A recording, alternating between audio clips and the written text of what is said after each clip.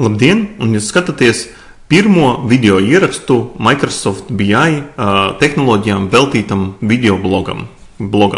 Jūs varbūt jau izlasījāt blogā šos pirmos divus teksta ierakstus, kur bija ievads tāds par Microsoft Self-Service BI, kas tas tāds ir, un arī par maģisko Gartner kvadrantu, par to, kāds vispār izskatās šis BI tehnoloģiju tirgus. Bet šodien es gribu parunāt par BI, par šo problemātiku BI jomā un kāpēc vispār tas ir svarīgi un kādus jautājumus risina šajā BI tirgu. Un es teiktu, ka ir divas tādas lielas problēmas, kas ir BI tirgu. Pirmā ir tā, ka vienkāršas lietas ir pārāk vienkāršas. Ja mēs gribam uztaisīt kaut kādu vienkāršotu atskaiti, vienkāršotu pielietot algoritmus vienkāršus, tad tas ir pārāk vienkārši. Un to var izdarīt jebkurš, un patiesībā tas rezultāts arī iegūtais nav tāds, lai kaut ko no viņa izsecinātu. Un atkal sarežģītas lietas, tādas kā prognozēšana, klāsterēšana, dažādu matemātisku algoritmu izmantošana, viņi ir pārāk sarežģīta. Un to var izdarīt tikai speciālists ar ilgu pieredzi un zināšanām.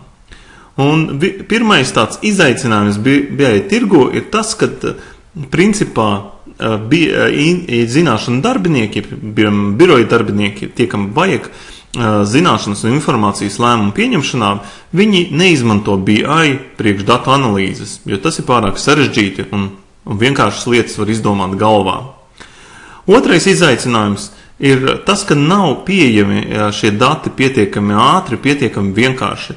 Jā, viņi glabājas dažādās sistēmās, dažādās datu noliktavās, bet lietotāji, zināšanu darbinieki savā darba procesā nemaz netiek pie tiem datiem vienkāršā veidā. Un trešais tāds izaicinājums ir tas, ka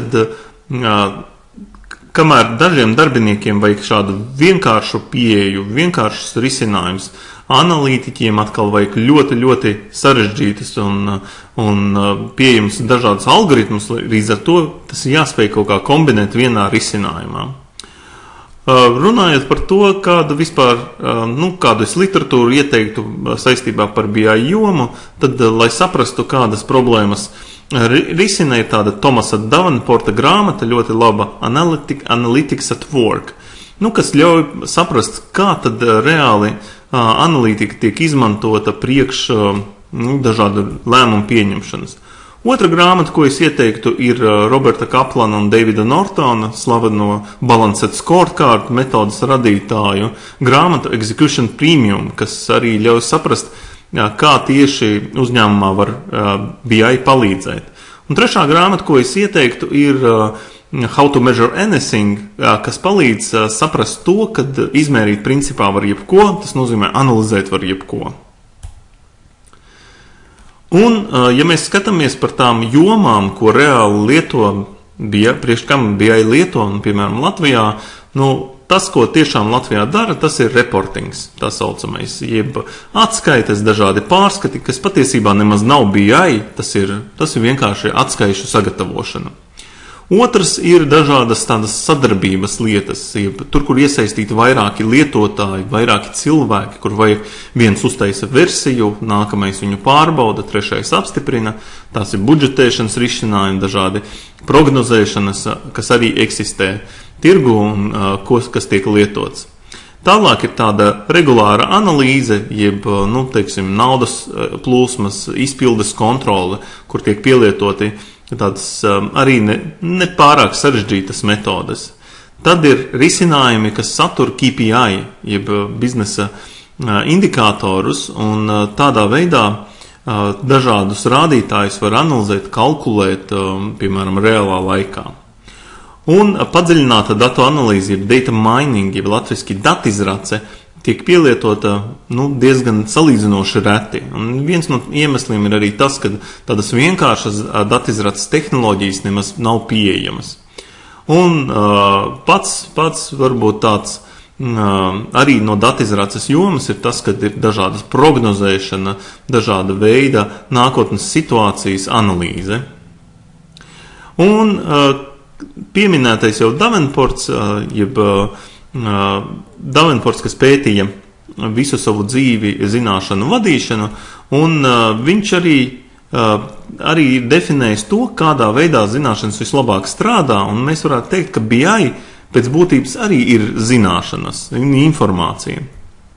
Un Davenports secināja, ka vislabāk zināšanas strādā tad, kad viņas ir iegultas, kas nozīmē, ka viņas ir ieliktas tā kā mūsu darba procesā, jeb tad, kad mums kaut ko vajag, tas mums ir par rokai, šīs zināšanas mums ir par rokai, un viņas risina tieši to, ko mums vajag. Un es attiecinātu to pašu uz BI, kas nozīmē, ka BI jābūt tāds, ka lietotājs var viņu paņemt, tad, kad viņam vajag, un iegūt savu atskaiti.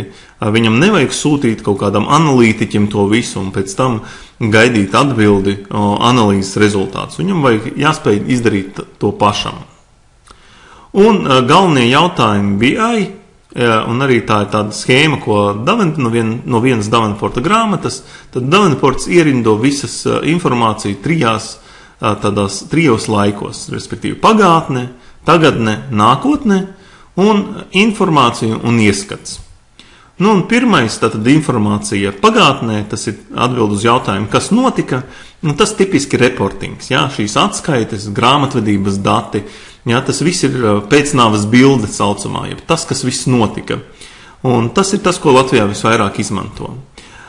Daudz retāk Latvijā ir informācija tagad, jeb brīdinājumi. Tas ir nozīmē, kaut kas notiek reālā laikā, šobrīd notiek, un mums brīdina tātad BI par to, kad, noteikts skaits apjoms preču ir pārdots, vai noliktava iztukšojās, vai vēl kaut kas. Un informācija nākotnē, tas ir tas, kas notiks. What will happen? Un tā ir ekstrapolācija. Ekstrapolācija, tas ir jau sarežģītāka operācija, tas nozīmē, ka jāņem vēsturiski dati, un ņemot vērā šos vēsturiskos datus, tiek konstruēta nākotnes situācija. Ieskats pagātnē, tas ir atbild uz jautājumu, kā un kāpēc tas notika. Un tas prasa tādu piepūli, un arī īpašas tehnoloģijas, ne visas BI produkti to spēja izdarīt, un tas ir vajadzīgi tādi modelēšanas un rīki un dažādi eksperimentāli rīki. Ieskats tagadnē, tas ir atbild uz jautājumu, kāda ir nākošā labākā aktivitāte, rekomendācija. Tas nozīmē, ko tagad vislabāk darīt nākamo. Arī šī operācija prasa noteiktus algoritmus un noteiktu tādu jau datizrāces tehnoloģiju izmantošanu. Un visbeidzot, ieskats nākotnē, un tas ir katra, tāda biznesa, kas plāno, uzņēmuma, kas plāno savu nākotni, tāds stūrakmens ir, kāds ir labākais vai sliktākais nākotnes scenārijs. Jā, un tā ir tāda simulācija, paredzēšana, prognozēšana, un tas prasa noteiktus rīkus. Un par visiem, es turpmākajos ierakstos arī pastāstīšu, kā visus šos klucīšus, kā visiem šiem jautājumiem var atbildēt, izmantojot Microsoft Excel un dažādus bezmaksas adinus, kas nāk klāt Microsoft Excelim. Paldies!